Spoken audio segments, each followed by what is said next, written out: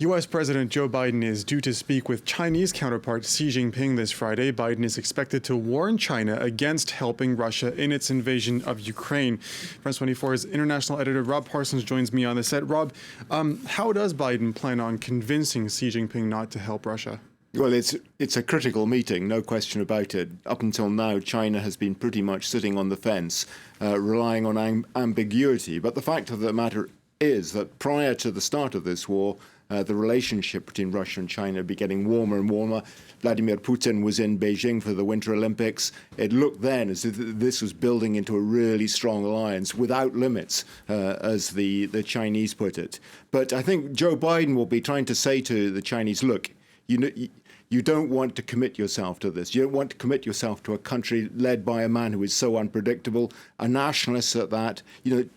Consider China's long-term interests. What size is the Russian economy? It's a small market for the Chinese.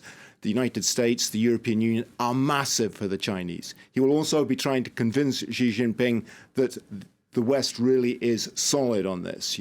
The Chinese leader will be looking at the US and the EU and he'll be saying, well, perhaps for now, they've managed to get together. That's convincing. But down the road, when things start to get tough, when the populations of the European Union start to demand that petrol prices be brought down, will that solidarity still last? This is an equation, in other words, that's going on in Xi Jinping's mind at the moment, and Joe Biden's job is to convince him that the West and China do not have to have a confrontational relationship. It can be one of coexistence. And that right now, the interest of China is maintaining good relations with the West and ensuring that Russia under Vladimir Putin does not succeed in its war against Ukraine, and that the Chinese recognize that it's not in their interest. It's a difficult job for Joe Biden, but there's no doubt that that ambiguity that I was referring to does give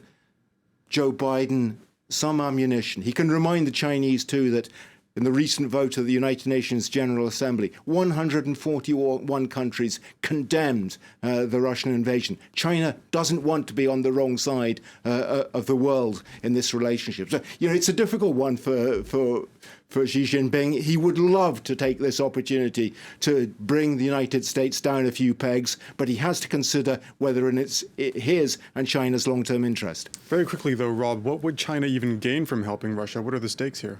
Well, what I was just referring to at the end there, there's no doubt that on the idea which he shares with Vladimir Putin of changing the global order, undermining the domination of the global order by the United States, these are two men who share the same point of view.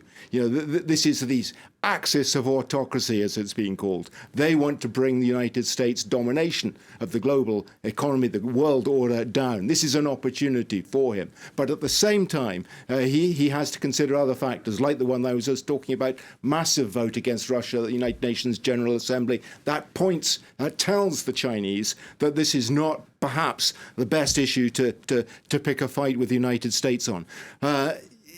He too has to consider what happens if Russia wins. If this is an outright victory, does he want a resurgent Russia on China's borders? Or would he prefer to have a Russia that perhaps isn't completely defeated, but would still be dependent on China? That, I think, is his preference. That's why I think he would try to hedge his bets in this conversation with Joe Biden. But ultimately, what he's looking for is Russia to be dependent on China, not to be resurgent.